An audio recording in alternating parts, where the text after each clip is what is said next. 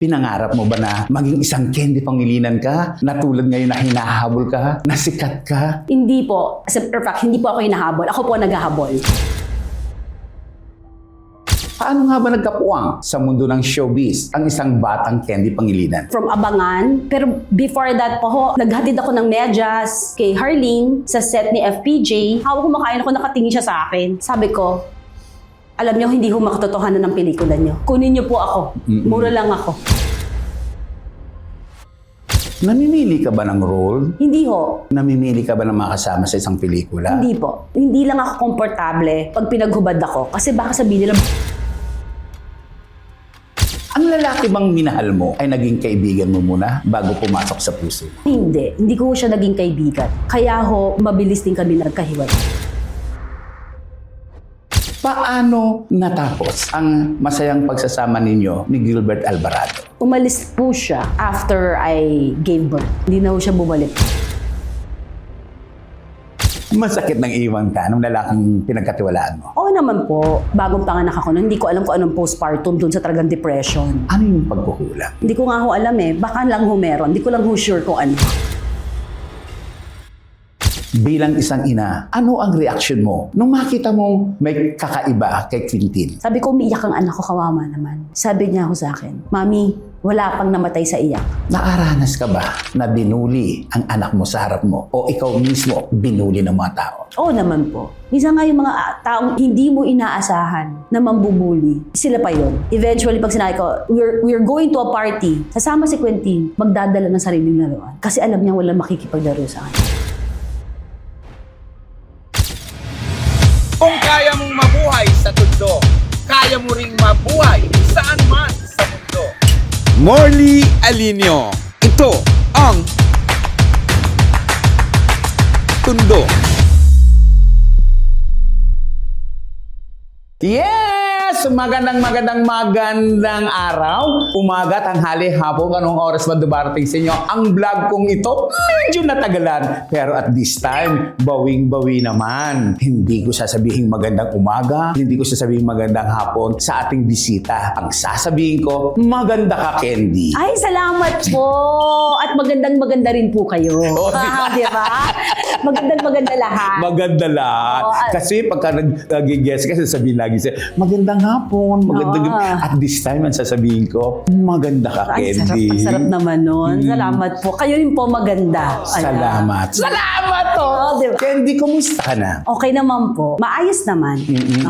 Ano na mga pinagkakabalahan mo? Maliban po sa anak ko, kasi yun talaga ang pinaka-major na pinag-aabalahan ko.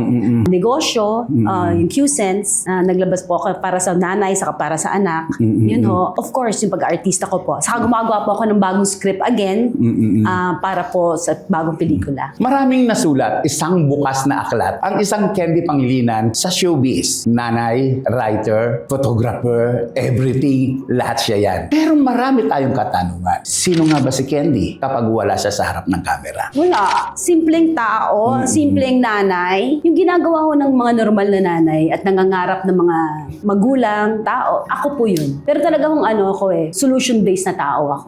Madalas gumagana ang utak ko, pero isa po akong tao na naniniwala ako na wala akong magagawa kundi ako tinulungan ng Diyos. Tinulungan ng Diyos. Bubuksan natin ang maraming kwento kay Candy. Ito yon. Magsimula itong si Candy, nung magsimula siya sa pelikula, nakakaloka. Lagi siyang patay. Pinatay kay FPJ. Pinatay kay Lito Lapid. Shake, rattle, and roll. Laging namamatay ka. Lagi akong patay. Pero in real life, ang isang Candy Pangilinan never namatay dahil laging lumalaban. Totoo po yan. Lagi lumalaban. I think lahat naman tayo lumalaban eh. 'Di ba? Araw-araw sa buhay natin. Paano nga ba lumaban ang isang Candy? Simulan natin sa pagiging artista. Nung magsimula kang artista, pinangarap mo ba na maging isang Candy Pangilinan ka? Na tulad ngayon na hinahabol ka? Na sikat ka? Hindi po. Nagsimula po talaga ako sa theater, sa UP. Doon po ako nagsimula. As a matter of fact, hindi po ako hinahabol. Ako po naghahabol. Oo. Hinahabol ko mga teacher ko para bigyan ako ng role. Kasi sa theater, kasi sa UP, automatic, pwede kang stage manager, costume. So lahat yun pagdadaanan mo. Pero para matanggap ka para umarte, dapat kasabay yun sa pagiging production mo. So hinahabol ko sila, mag-audition ka, tapos sabihin sa'yo, hindi, stage manager ka eh. Hindi mo kakayan. Hindi, kaya ko po. So, hinahabol ko sila. Naalala ko yung unang nagsisimula ako, si Boyeng Basyon, if you remember, from Abangan. Hinahabol ko yun sa sa Sunken Garden. Tinakbo mo siya, literal. Oo. Nagja-jogging siya, sinabayan namin. Tapos sabi ko, marunong akong umarte, kunin niyo naman ako. Ganun lang. Puro ganun. Straight question. Inisip mo ba noon na sisikat ka, na pag-uusapan ka, na magkakaroon ka ng puwang sa showbiz? Hindi talaga. Hindi ko talaga naisip yun. Balikan natin yung nakaraan. Paano nga ba nagkapuwang sa mundo ng showbiz ang isang batang Candy Pangilinan? From Abangan. Pero before that pa ho, naghatid ako ng medyas kay Harling sa set ni FPJ. Tumawag siya. Ako naghatid ng medyas niya. Tapos nakita, galing pa akong UP noon eh. Tapos nakita ni FPJ. Ako, sabi niya sa akin, kumain ka na ba? Sabi ko, hindi pa po, sir. Sir pa ang tawag ko sa kanya, hindi pa po, sir. Sabi ko, makain ako, nakatitig siya sa akin. Sabi niya, sino ba tong batang to? Grabe ang gutom. Layo ng UP. PG at dating? Oo. From UP to Santa Ana. Di ba ang layo nun? Ano, ginip mo lang yun? Hindi. Pinagbayad ko si Harley ng taxi. Padadala ka pa ng medyas, di ba? Magbayad ka ng taxi. Bayad ka lang tao. Oo, estudyante ako noon eh. Hawak ko makain ako, nakatingin siya sa akin. Tapos lahat ng mga sobrang ulam doon, tinatanong ko, kainin niyo pa ko to. PG, ah. Gutom na gutom talaga ako. Oo, tapos? Tapos binasabi niya sa akin. Sa katingin, napansin ko nakatingin siya sa akin. So tinanong ko siya, Sir, si Harleen ba dito may kaibigan? Sabi niya sa akin, wala. Sabi ko, alam niyo, hindi ho makatotohanan ng pelikula niyo. Kayo ba ho may kaibigan dito? Oo. O tingnan niyo, lahat ng tao may kaibigan. Ba't yung anak niyo dito wala? Kunin niyo po ako. Mura lang ako. Tapos kinuha niya. Tumalon tayo ng kwento mula sa pagiging nagmakaawa, naghabol. Puntahan natin ngayon si Candy. Ngayong sikat na siya, ngayong pinag-uusapan na siya, ngayong pinagkakatiwalaan na siya ng mga direktor. Candy, anong unang pelikula yung naghatid sa'yo sa tagumpay na nakilala ka bilang Candy Pangilinan? From Viva na pelikula, kasama ko si Donna Cruz. Yung isa, Vina, Kamed, Donna. Nakalimutan ko yung title eh.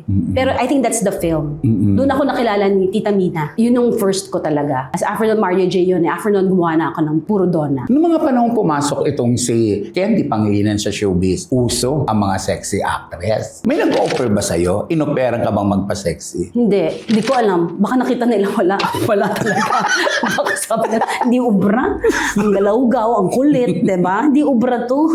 Ang galawgaw, ang kulit, nakatulong ba ito sa iyong profesyon? I think, kasi eventually ko naman nakalain maging komedyante ako eh. Doon napunta. Dahil sa kakulitan ko, sa galawgaw ko, sa bilis ko magsalita, kung ano ko in real life, dinala ko lang doon, hinaasalang. I think isa pa rin na naalala nila ako is because nung time na yun was Chop Chop Lady, si Boy yung kinuha ko for abangan ng susunod na kabanata to do a Lorna Tolentino impersonation. Lorna Tolentino impersonation. Yes. Nahirapan ka ba? Nadalian ka ba? Nahirapan po ako kasi hindi ko naman paano ganahin si Lorna. Ang layo naman ang mukha niya sa akin. So, diba?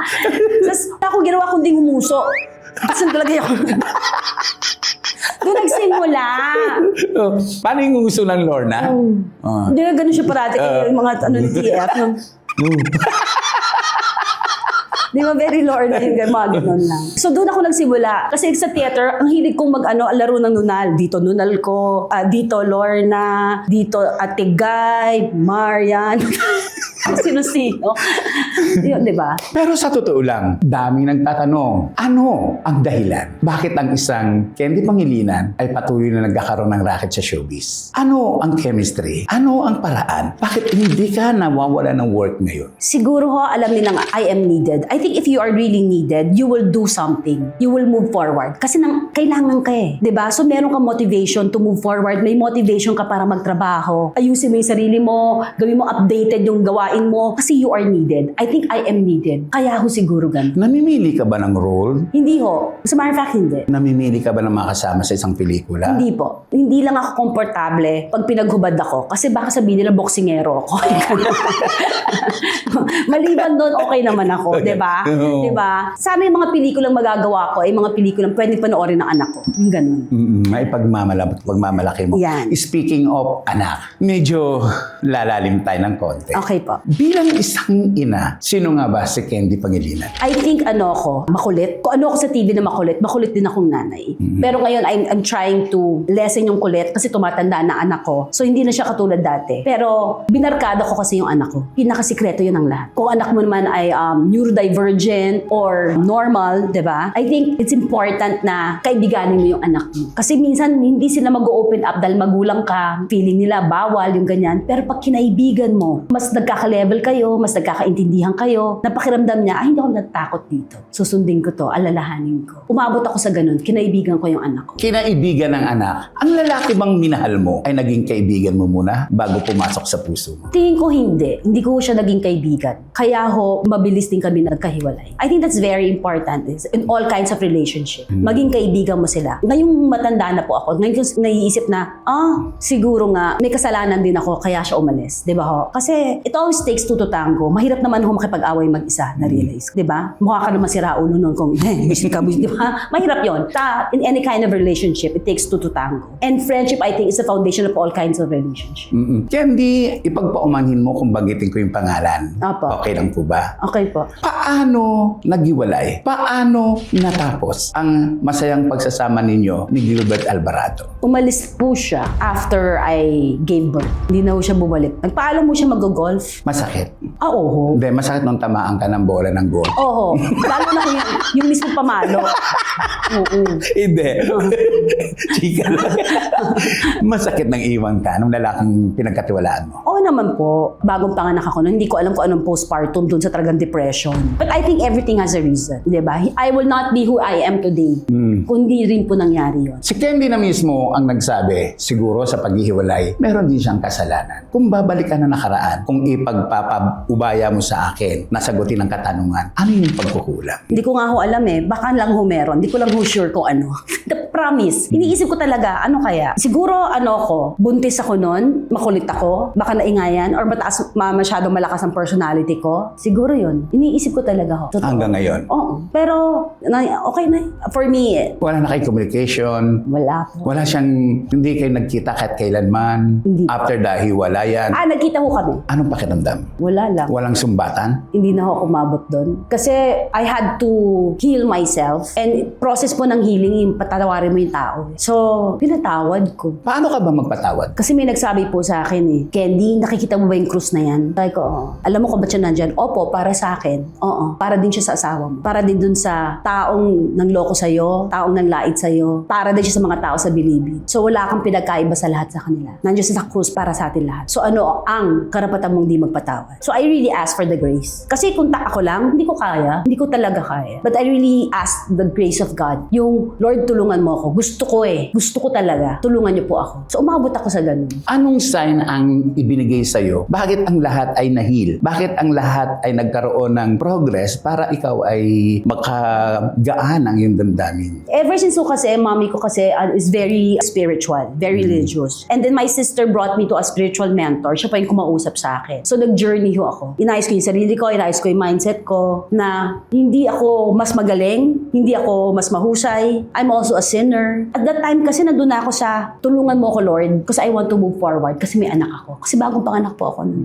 Tulungan mo ako, Lord, ang sabi nitong si Candy. Pero ang sabi, kapag ang anak mo daw ay naging ADHD or autism, marami ang sinasabing kasalanan ng magulang o ng ina. Maaring siya ay nagkaroon ng malaking problema during the time ng pagbubuntis. Dumating ba sa punto mo na problemado ka, na hindi normal yung mga kinikilos mo?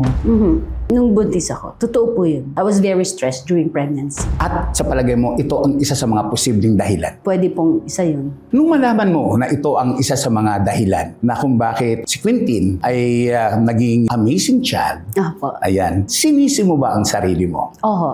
Pero sandali lang. Kasi sabi sa akin nung doktor, time is of essence. Bilang solution-based na tao talaga ako. Nandun agad ako sa mag-therapy tayo, ganyan-ganyan. So, hindi ko naman masyado naintindihan kung ano yun So, nung nandun ako sa therapy, doon nag-dawn sa akin lahat.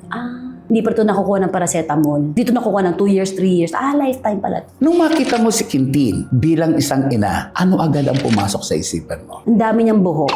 Hindi totoo. Kapal na buhok ni Quentin. Di ba ho? Nung time na yon, parang feeling ko, ay, maayos na kami mag-asawa. Kasi may blessing kami, may bata.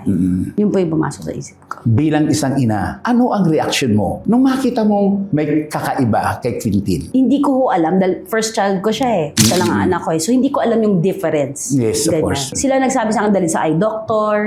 At yung eye doctor sa amin puntang deathbed, yung ganon. May journey. Nung sinabi sa akin, parang feeling ko nung una, parang yun nga, yung okay, doon pala, solution tayo. Tapos nung punta akong therapy, nakita ko nga yung iba, different kinds of neurodivergent, di ba? Merong may down, merong may iba-iba. Merong mga bata pa lang, pinapa-therapy na. Doon na nagdoon sa, lifetime to. Ang nasabi ko lang talaga, Father God, tulungan mo ako. Father God, tulungan mo ako. Unti-unting nakikita ni Candy ang pagkakaiba ng kanyang anak. At bilang isang nanay, ano ang ginawa mo nung malaman mong amazing child si Quintin? Nagsawalang kibo ka ba? Ikaw ba ay pinagtanggol mo ba? So, pinagkamot mo ba siya? Nagpunta ka ba kung saan-saan? Oo, nagpunta po ako kung saan-saan. Nag-doctor hopping ako, nag-therapy. At the same time, nagtatrabaho ako. Kasi mahal po ang therapy sa mga bata. So, kailangan ko magtrabaho kasi I was mag-isa. Di ba? Mag-isa po ako. So, habang nagtrabaho ako, pupunta ako ng therapy. Pag hindi ako makakarating, ipapa-video ko. O kaya, babasahin ko, tinanong ko yun na, paano to? Kasi lahat ng ginagawa sa therapy, ginagawa ko sa bahay. Kasi mahal. Ilang oras lang yun. Pero si Quentin, at an early age, parang puno na yung schedule niya, umaga pa lang. Bumabiyahe na siya. Kumakain na lang siya sa sasakyan. Maghapon. Maghapon siya nagte-therapy. Iniikot-ikot ko. Gano'ng kasakit sa isang nanay na ang anak mo nagte-therapy, samantalang napakabata niya pa, dapat nasa bahay nagpapahinga. Naturuan po ako na kailangan Kailangan niyang gawin Sabi nga sa akin nung therapist, nung unang therapist na nakausap ko, sabi niya sa akin. Sabi ko, umiiyak ang anak ko, kawawa naman. Sabi niya ako sa akin, Mami, wala pang namatay sa iyak. Na-realize ko, ilang beses naman ako na broken-hearted naman ako, di ba? Iniwan ako asawa ko, hindi mo ako namatay, di ba? Totoo nga naman, wala pang namatay sa iyak. As a matter of fact, ang lakas ng baga niya ngayon, nakakaiyak. Tapos doon ko na-realize, I have to do this, kundi pagsisihan ko paglaki. Sabi niya, kailangan niyang ng motor skills niya. Kasi kung hindi mo de-develop ang speech niya. Hindi ko tayo pupunta sa next. Hindi ko talaga siya makakapagsalita. Kailangan ko siya matutong tumayo. Kailangan siya gumapang. So, tiis. Kahit masakit, tiis. Kahit nga yung iyak, totoo lang biro ha. Kahit yung iyak, yung gusto mo umiyak, yung gano'n ka, is maririnig ko si Quentin, di bali na lang. Kaya nawawalan ako ng oras kahit yung gano'n. Iiyak mo na lang, yung small na yung paggabi, yung hihingi ka na lang ng Lord, bahala ka na. Doon ka na lang. Mabigat. Hindi. Actually, kung naiiyak man ako ngayon, not because naawa ako sa anak ko, no. It's because I think naiiyak ako for the reason na sobrang doon ko na-prove kung gaano kabait ang Diyos. Grabe. Amazing talaga. Kasi sobrang dami kong pinagdaanan na bagay na lahat, kung wala ang Diyos, hindi ko magagawa. Sigurado ako. Kasi pati yung mga tao na nakikilala ko, parang pinipave na walang ng Diyos sa akin. Lahat. So I surrendered everything to the Lord. Hindi ko nga akalain na from being a comedian, na pagkakulit-kulit, abot ako sa bilang mother. Nanay ako, magtutok ako to inspire. Hindi ko akalain na aabot ako sa ganun. Ang alam ko lang, I had to embrace it. Kasi sinabi ko, Lord, ito pala yun okay, go. Paano mo niyakap ang isang bagay na masakit? Tinanggap ko po. Hindi ko kinahiya. Tinanggap ko, hinarap ko, inamin ko sa sarili ko. And kasama kasi doon admission na hindi ko kaya. So I had to ask for help. So humingi ako ng tulong sa mga doktor. Nagtatanong talaga ako. Nagtatanong daw si Candy. Marami ngayon na lang nanonood sa atin. Magtatanong, nagtataka. Si Quintin ba ay tulad din ng mga batang ADHD na o autism na kapag naglalaro ay pinipila yung laruan ng straight. Tapos kapag siya ay nag-iisa, ikot siya ng ikot. O kaya naman siya ay yung klase ng bata na kapag nagme-meltdown ay nagwawala. Opo. Kwentuhan mo nga kami, sino si Quintin kapag ito ay nag-iisa sa bahay? Kapag siya ay masaya at kapag siya ay nagme-meltdown. Ang meltdown po, yung nagagalit po siya. Mas madalas may gusto siyang gawin pero hindi niya magawa. Tama po ba ako? Ang meltdown usually nagsisimula yan sa hindi nila ma-express yung emotions nila. Hindi nila masabi na gusto nila, nauuhaw sila o nagugutom sila, gusto nila to. So dahil hindi nila ma-express, nagwawala sila. Or hindi nila maintindihan, may masakit pala sa katawan nila, hindi nila naiintindihan kung ano nangyayari. Kasi hindi nagsisignal sa brain yung pain. Nalala ko dati si Quentin naglalakad, mauntog na ganyan babaksak. Tatayo ulit. Kita mo na lang dito may bukol. Walang iyak, walang ano. Kasi hindi agad nagsisignal sa brain. So before, we were very cautious na sandali lang, dahan-dahan, and conscious din ako dun sa idea na baka nasaktan, hindi lang niya alam. Baka masakitan siya, hindi niya alam. So pag may konting pain, gumanon siya, extreme pain na yon. ER na kami. So nag-aalala ko, saan kaya? So I had to learn to communicate with Quentin na saan ang masakit? Dito? Dito? Dito? Yon. So kung anong ginagawa sa therapy, ginawa ko lahat. Si Quentin nga pala. Yung pala yung question. Ano si Quentin sa bahay? Oo, tama. Ano si Quentin sa bahay? Pag mag-isa ho siya, kakanta lang siya ng kakanta. Kakanta, sasayaw. Pag sobrang saya, ang taas ng energy. Pag sobrang lungkot, taas din ng energy. Pareho. Just like any other child, pag hindi mo binigay, magagalit. You have to put your foot down para malaman niya kung sino may authority. Yung ganon. Pero most of the time, malambing po si Quentin. Kahit sa mga kasama namin sa bahay, malambing yan. Magaling mag-memorize. Huwag mo sasabihin ng kahit anong bagay kasi alam niya yung matatandaan. Gusto kong makakuha sa'yo ng points. Siyempre, may makausap ka naman mga doktor. Most of the time, ano yung laman ng utak ng mga batang may ganitong uri? Hindi mo sasabi ito'y karamdaman. Tama ba ako? Apo, Ito ay hindi karamdaman. Apo. Kumbaga, may problema sa kanilang brain. Kwentuhan mo nga kami sa mga pinapaliwanag sa'yo ng mga doktor tungkol dito. The insecurity na parang hindi ko kaya. Parati sila may ganun, hindi ko kayang gawin. Hindi ko kayang gawin. Kasi alam nila may limitations. Marami silang di nagagawa. So before kasi si Quentin, yung pag-open lang ng kotse, hindi niya kaya yun. Kasi fine motor po yun, di ba? Yung 25 ilalagay sa alkansya, hindi niya kaya yun. Magtali, hindi niya kaya. Tali ng sapatos, hindi niya kaya yun. Hanggang ngayon, yun. Hirap na hirap siya doon. Yung magbotones, ang tagal namin practice yun. Yung unang botones yata niya, lumuha ako eh. Kasi alam ko, sobrang achievement yun. That's a major development, makapagbotones. Yung pagkuha niya ng 25, parang 3 linggo namin ginagawa yun, araw-araw. Yung pulutin lang yung 25, hindi niya kaya kasi hindi niya kaya i-fold. Hanggang ngayon, hindi niya na Ngayon, kaya niya i-fold, pero sa swimming, hindi niya kaya itong ganito. Kasi diretso lang. Hindi niya kaya yung ikot. Kasi hindi ano sa motor skills. So, meron silang ganun. Kaya sabi nga, I was just in the conference the other day. They were talking about it. Usually, habang tumatanda sila, nagkakaroon ng depression and anxiety. Because ang feeling nila, ang dami kong hindi nagagawa. Kaya ako parating ina-affirm ko. Good job, ang galing mo. You can do it. Ang dami mo kayang gawin. Kaya parating ganun. Gusto mo palang kumanta. Kanta tayo. Gusto mo sumayaw. Ina-affirm ko lang ina-affirm. And doon ko na-realize na when you affirm a person, they will give it back to you. And they will be as affirmative to other people as well. Kaya ganun si Quentin. I like your hair. I like your ano. Kasi affirm ako ng affirm. Ganun pala ang tumatakbo sa utak nila. Na natatakot sila na ma-disappoint ka. Karamihan kasi sa mga autism ay nananakit, particularly sa mga nag-aalaga sa kanila. Apo. Sabi nga ng isa sa mga nakausap ko, kailangan hindi lang milyon, kundi bilyon ang pasensya sa personal experience mo. Nasasaktan ka ni Quentin? Nung bata ho siya, mas nasasaktan niya. Kinakagat niya ako dito. Nasabihin sa akin ng therapist before, Candy, kahit anong gawin ni Quentin sa'yo, huwag ka magre-react. Kakagatin ako dito ni Quentin para makuha niya ate kasi niya masabi. Nakagatin niya ako. Nakaganon lang ako diretso. Wala kang makikita reaction sa akin. Mas umaarte pa ako sa bahay kaysa sa harapan ng camera. Tumutulo na lang yung luha ko. Sakit eh. As kukunin na lang siya ng kunin siya ni MM, ng kapatid ko. Hindi ako magre-react. So, ibig sabihin, pag di na ako nag-react, ay, hindi ko nakuha yung attention niya. Hindi effective. So, subukan naman niya sa ibang part. Dati naman, dumadaan-daan siya sa akin, ganyan, no? Dadaan siya. Ano ibig sabihin dumadaan? Dumadaan lang siya, ganyan, very rough. Kasi hindi niya alam na yung ulo katuktong ng shoulder katuktong ng likod, katuktong ng body. So, kaya may massage, brush. Para malaman nila na magkakaruktong yan, na masakit. Pag nagwawala siya, yung sapak na gano'n, yung nagaganon. So, kailangan mo lumayo. Dati, nung mas bata siya, binabaliktad ko lang eh. Binabaliktad ko lang, okay na. Para pumunta lahat sa ulo, yung dugo, para kumalma. Ngayon, habang tumatanda na siya, pag nagwala siya, iwanan ko siya. Paano pagkalma? Kasi may mga pangyayari na ibang bata, pinakakalma, bubuhusan ng tubig. May pagpapakalma, nabibigyan ng papel para manira. Paano mo pinakakalma si Quentin kapag siya ay nagme-meltdown? Iba-iba. Minsan iniiwan ko po,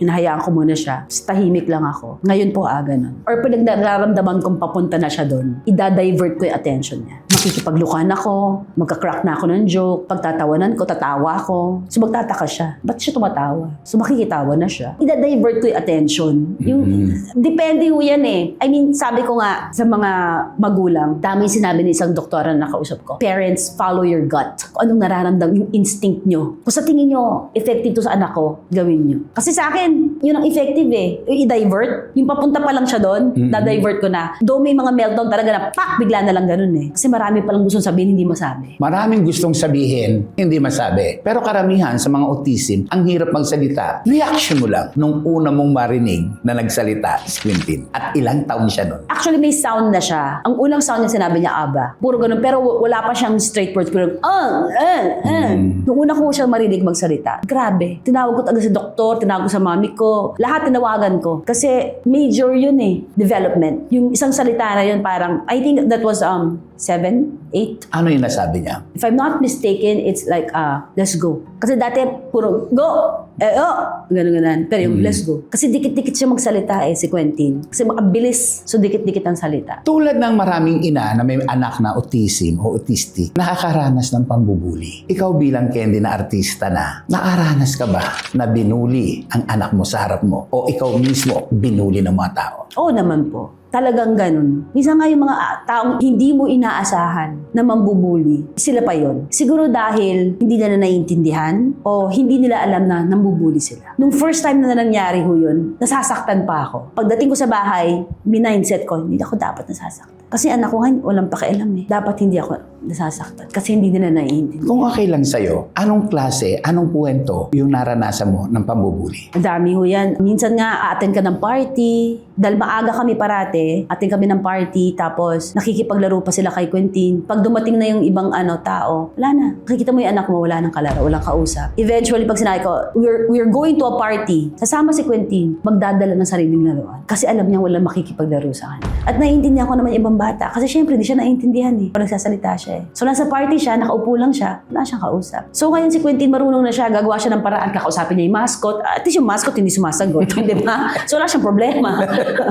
Kahit di siya maintindihan yung mascot, di mo kailangan sumagot. Alam na ni Quentin kung paano niya aaliwin niya yung sarili niya. Meron times na hindi mo kalain yung mga kamag-anak mo pa, hindi papansin sa anak mo. Hayaan mo lang. Mahirap pero masarap ang buhay ng isang ina. Ewan ko kung itatama mo ko, pwede rin na itama mo ko. Tanong ko sa'yo, mas mahirap ba ang buhay ng isang Candy Pangilinan kaysa sa mga ordinaryong nanay na ang anak nila ay normal? Hindi ko masasabi yun. Kasi nalaman ko po na iba naman ang problema nila. Na mga ibang nanay, yung mga anak nila na hindi umuuwi, yung mga anak nila ayaw mag-aral, di ba ho? Yung mga anak nila na napupunta sa ibang bisyo. Iba rin ang problema na yun. Mabigat din po yun. Yung meron kang pampaaral pero ayaw mag-aral. Yung anak ko gusto mag-aral, hindi lang pumapasa. Di ba? Iba ba na? Di ba? Gigil na gigil makaaral, gigil na gigil sumulat, hindi lang niya kaya. Pumapasok ng school, umuupo doon, hindi na siya naintindihan. Pag tinanong mo, what did you learn today? A lot. Pinag-usapan na lang din naman, binuksan din ni Candy ang kwento ng pag-aaral. Candy, dumating sa punto ng buhay mo na si Quintin ay pinapasok mo sa school. Opo. At sabi nga ay paulit-ulit na nag-kinder. Opo. Pakikwento mo sa akin o sa ating mga viewers ang tungkol sa pag-aaral ni Quintin. Anong nangyari? Bale, tapos na ho siya ng preschool. Sabi ng mami ko, ilipat siya sa isang big school. Sabi ko, hindi yata pwede, walang tatanggap. Sabi niya, hindi ako bahala, kilala ko may-ari ng eskwelahan. Nilagay siya sa isang malaking school. Pasok doon, sabi niya, hindi pa siya pwedeng tanggapin ng grade 1, kailangan niya mag-kinder ulit. So, nag-kinder ulit. So, dapat graduation na po. Nag-practice na si Quintin, nagbayad na ako ng mga toga at lahat-lahat. Sinabihan po ako na hindi mag-graduate si Quintin. Isang kwento na muli natin bubuksan. Ano ba ang kayang gawin ng isang ina sa kanyang anak na hindi gagraduate? Pero yung anak niya, asang-asa na gagraduate siya. Ano yung saktong ginawa mo? Dahil parang nakatatlong kinder na po siya eh. Yung pangalawa po, nakiusap ako sa principal. As a matter of fact, lumuhod ako sa principal. Hindi pa rin, ayaw pa rin. Pag uwi ho namin, nag-decide po ako, gawa tayong sariling graduation. Gumawa po ako ng sariling graduation sa plaza. Kasama po yung mga taga-simbahan. Ganon ang ina, gagawin ang lahat. Si Quintin ba, curious ako, siya ba ay nasa school kasama ang mga Autism? Ano po siya? Inclusion. Inclusion po ang tawag po sa ano na yon. May mga may autism, may mga low ang level po na autism nila. Meron naman po na normal po ng mga bata na nandun. Inclusion. So, sama-sama sila. Apo. Hindi ba siya nabully ng mga normal na mga bata? Hindi ho. Kasi masyado ako nakatutok sa kasiguro sa lakas ng boses ni Quentin doon. Parang siya pa nga ako pinagsasabihan quiet. Quiet. Quiet. Oo. Hindi niya naiintindihan, sinasayaw na lang eh. Nung nilipat ko na siya sa ibang school, naalala ko, nagsumbong sa akin yung teacher. Si Quintin daw in the middle of a test, nagtaas ng kamay. Ang sabi daw, teacher, can we have tutor? Sabi niya, no, we cannot. Sabi niya ganun, why? I don't know the answer. Di daw niya alam sa sagot. Tapos nagtaas daw ulit ng kamay. Sabi, teacher, Matthew, not sharing. Nangungopia, hindi daw nag-share. Sharing is good, di ba po? Sige.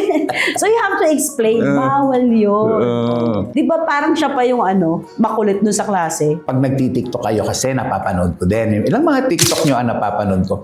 Nahahampas ka niya. Tinutulak ka niya. Ano reaction mo? Pagkatapos hunan, pag-uusap kami, why did you push me? I'm dancing eh. Why did you push me? Step aside na. Eh, bakit mo sinabi na you want me to be in it? Yes, but I want to push you also. Why? I don't like. Pag nasa gitna na kami, ayaw na niya. Gusto niya sa simula nandun ako. Pero umalis ka na after a while.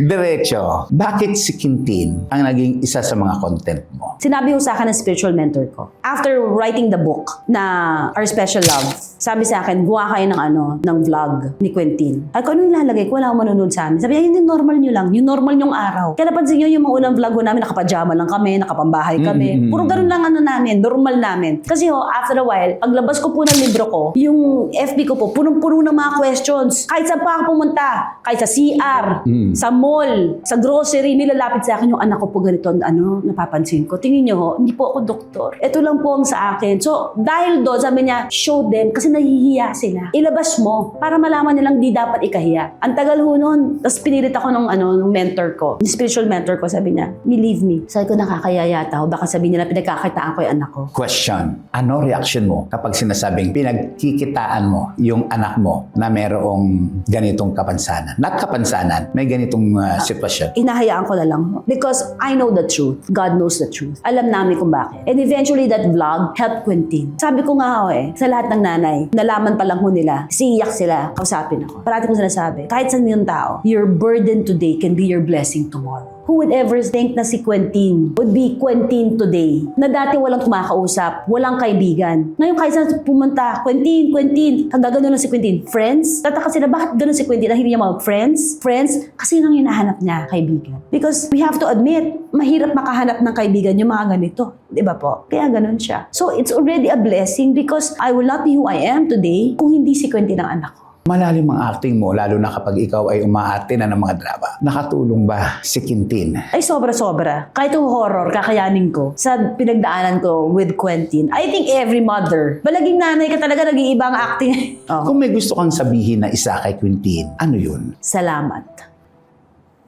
I think yun po sasabihin ko talaga, salamat. Truly, God knows kung anong kailangan ko to be a better person. Kaya salamat kay Quintin. Kung may isang bagay kang kinatatakutan, ano ito? Yung mamatay po ako agad bukas o mamaya. Bakit? Hindi pa handa eh. Hindi pa handaan ako mag-isa. Paano mo inihahanda si Quintin sa posibleng mangyari? Kaya nga nandun kami sa mga functional skills. Kaya ho ngayon, si Quintin, nag-aaral ng baking. Ang aga ho magising 3:30, 4 o'clock gising na. Kaya naisip ko, tayo kaya ako panaderya. Nagtrabaho siya ngayon sa Kusina de Francesco bilang server. Dati tagabukas ng pinto, na ngayon tagabigay na ng menu. Ano yung nararamdaman mo na ito yung anak mo, kahit ganito may problema? Nagtrabaho po siya. Tatrabaho pa siya. Natutuwa ho ako kasi excited siya eh. Excited siya magtrabaho. Tapos kung anong ginagawa niya doon, ginagawa niya sa bahay. And now, nag-aaral siya ulit ng baking para gumawa ng pandesal, gumawa ng mga bagay-bagay. So, meron na naman siyang panibagong, basta something new na e-excite siya. So, nakikita ko, gusto niya to. Kung babalik ka ng nakaraan, nung ikaw ay nagbubuntis, na ikaw ay na-stress, iyak ng iyak. Ikaw si Candy na maayos pa, hindi pa na-in-love. May in-love ka ba kay Gilbert? Gagawin mo bang ma-stress? Gugustuhin mo ba na mangyari sa'yo yung nangyari ngayon? Kasi kung hindi ako may love sa kanya,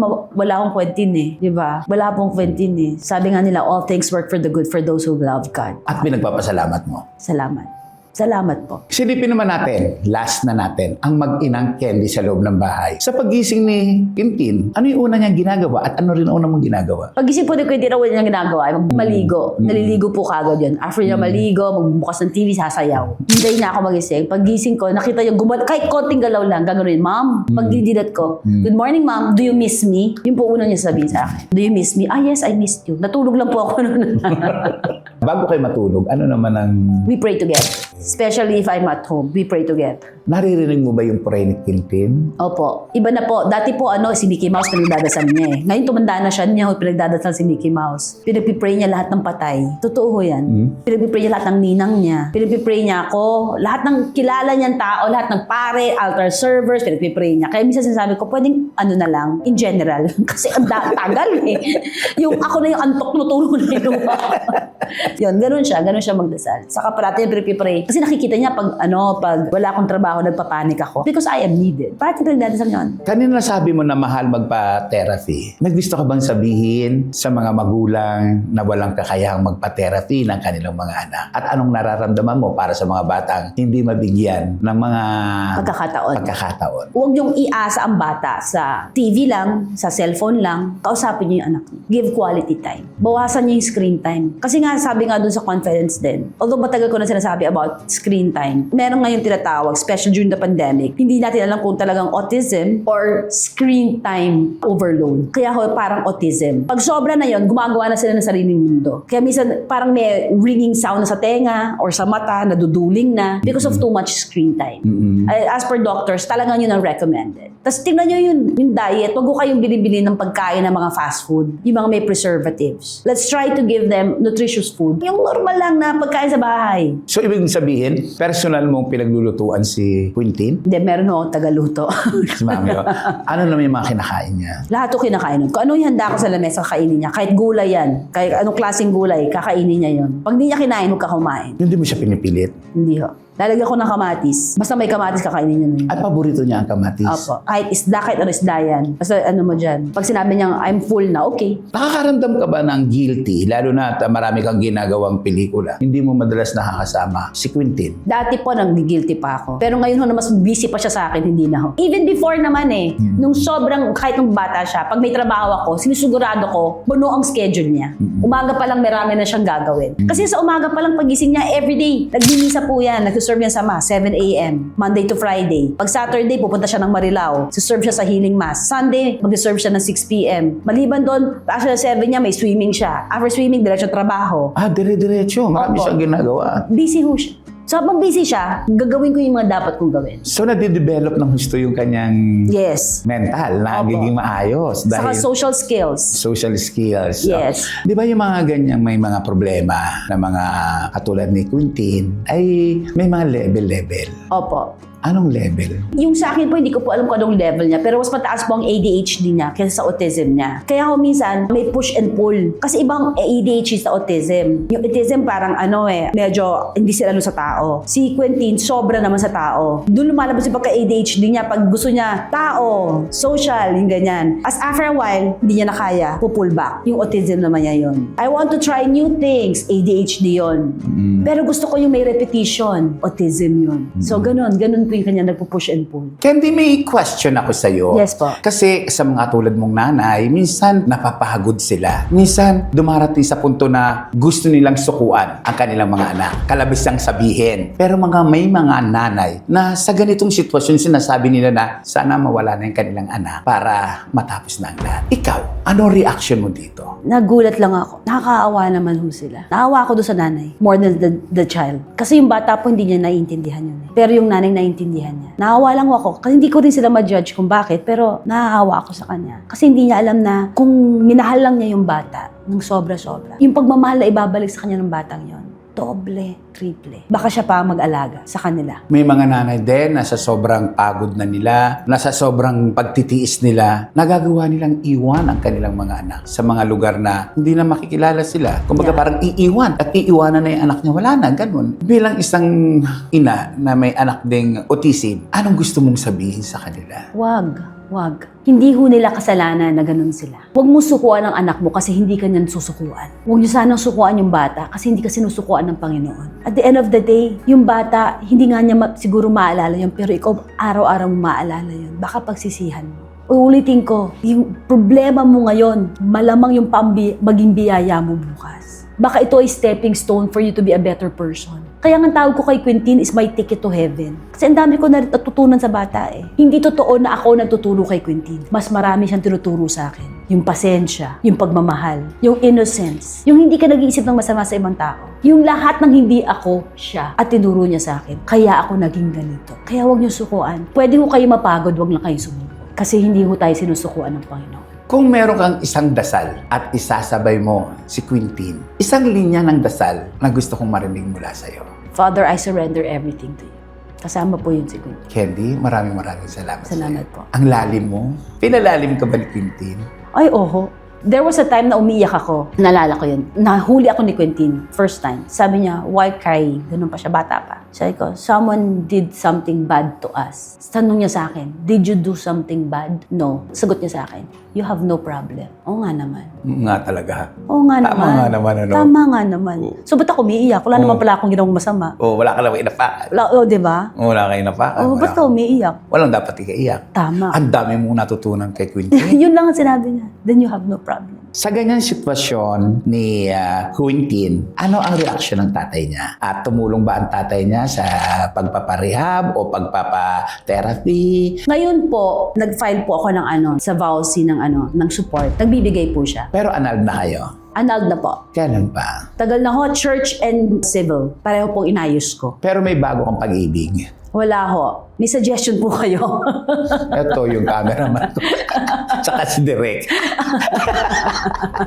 Pero marami nagpapalipadangin, of course. Oh yes. Ano yung unang pamantayan mo para mahalin mo ang isang lalaki? Kung kaya nila kaya nila si Quintin, okay ako. Though si Quintin kasi madaling makasama eh. Madali siya eh. Hindi siya magrereklamo sa'yo. Sa akin magrereklamo siya, pero sa ibang tao hindi siya magrereklamo. Candy, very natural ka sa mga pelikulang napapanood ng mga tao. Normal na nakakapagpatatawa ka, nakakatawa ka. Sa mga nakasama mo, sino yung masasabi mong, eto, magaling itong artista na to, mas magaling magpatawa to? Madami pong magaling. Si Gerald magaling. Magaling na artista po yan. So papapatawa ha. Ang galing po si Je. Sila Donna Karan. Magaling po yun. Daming magaling ho. Sobrang daming magaling. Kabataan madami po. Actually, iba sa kanila nagsimula sa content. Then eventually, marami hong mahuhusay. Maraming mahuhusay. Marami pong mahuhusay. Iba-iba lang ho ang Leveling. Depende lang kung saan mo ilagay. Kasi minsan mahusay sila dito pero hindi sila mahusay sa ibang... Pero ikaw mapunta ka sa drama, mapunta ka sa comedy. Swak ka eh. Siguro ho, nabibiyaan lang tayo. Speaking of swak si Candy sa kanyang friendship. Si Jelly de Belen, Carmina Villaruel, Apo. si Janice de Belen, sino pa ba? Aiko Melendez. Apo. At 5 kayo. Apo. Ayun, para kayong Sailor Moon, ha? Sailor Moon ba 5? Tama ba ako? Di ba pa Sailor Moon? Ano yung bagay? Bakit ang tagal-tagal natin sa showbiz? Alam natin yan. Wala kami nabalitaan na nag-away kayo, nagtarayan kayo, o nagsamaan ng loob. Anong meron kayong 5? Siguro respeto. Respeto po. Saka space. Pag kailangan ng tao ng space, hindi mo kukulitin. Saka, alam niyo po yung umabot na kami sa ganitong pagkakaibigan eh. Kami ni Jelly ganyan eh. Nasaan ka? Traffic. Nasa traffic siya. Kaya mo ako tinatawagan? Tapos, usap ka, di ba? I-entertain mo kasi nata-traffic siya, bored siya. At sabi niya, nandito na ako, bye. Wala na. Sasama ba loob ko doon? Hindi. Naalun naman ako sa conversation eh. Tapos, ganun lang kami. Sa mga personal. Oo, alam nila. Sinasabi ko sa kanila. Paano ba nabuo ang friendship ninyong 5? Nagsimula ako kami kaapat lang. Aiko, Jelly, Carmina, ako. And then, nagkaroon kami ng riff ni Aiko for a while. Ang nagkakasama during pandemic was, Janice was with us. Janice, Jelly, me, and Carmina. Nagkaroon din kami ng sariling podcast, yung wala pa kaming title. Kaming 4. Tapos si Aiko ho, bumalik na ho sa grupo. Nagsimula yung kanya-kanya sila eh. Si Carmina nakasama ko sa Hindi Magbabago. Si Jelly, Secrets of Sarah Jane. Si Ate Janice, kasi kapatid niya si Jelly. Wala Yun kaming choice. No choice ka doon. Kapatid. Paano na-patch up sa inyo yung problema niyo ni Aiko? Di ba nagkaroon ng issue yan noon eh? Parang lang ho kami. Wala na yun, tapos na yun. Wala na masyadong usap. Yun na po yun. Hindi nyo na inungkat. Hindi na ho. Tapos na ho yun. Speaking of tapos, sa palagay mo ba, kung bibigyan ka ng pagkakataon, nabigyan ending ang buhay mo, ang kwento ng isang Candy Pangilinan, mapapanood namin sa isang malaking screen. Ano ang ending o kwento ng pagtatapos sa buhay ng isang Candy Pangilinan? Ang hirap naman po ng tanong na yan. Parang hindi ko alam. Maliban sa wala akong hininga na nun, kasi nga ending Chubi na eh. ka ka na. Chugi na, ending na no? Hindi ko alam kung anong ending kasi nga hindi ko alam kung anong, kahit nga ho bukas, hindi ko alam kung anong mangyayari. Kasi ganoon na po ako ngayon eh. Dati, everything is planned. But when Quentin came, I live by the day. Kasi hindi ko alam kung ano si Quentin tomorrow. Kung okay siya bukas. Hindi ko alam kung bukas gusto pa niyang gawin to. I live by the day. So, hindi ko alam kung anong ending. Pero kung panonoorin niyo po ang pelikula ng buhay ko, sana may matutunan kayo. At sana, isipin ninyo that when there is life, there is hope. Na hindi katapusan. Parating new beginning ang bukas. Pwedeng magkamali today, pero babawi ako bukas. Ano ang realization? Life is short. Let's not make it shorter. By worrying so much. By putting our effort and time sa mga bagay na hindi man makakatulong sa atin or makakatulong sa ibang tao. Because at the end of the day, talagang life is short. Let's not make it shorter by being mad, by being sad. Let's make the most of it. Kasi po itong oras na to na habang nag-usap tayo, itong mismong minutong to will never happen again. Nothing is a coincidence. Yun na! Makabuluhan, makatotohanan, kwento sa likod ng kwento, realidad, binuksan natin, inalam natin, pinasok natin ang buhay ng isang Candy Pangilinan. Maraming salamat Thank you po. Salamat po. Thank you. Ako po si Morley Alinio na nagsasabing kapag nabuhay ka sa mundo, Mabubuhay ka sa aman panig ng mundo. yun na! Kung kaya mong mabuhay sa tundo, kaya mo ring mabuhay saan man sa mundo. Morley Alinio. Ito ang Tundo.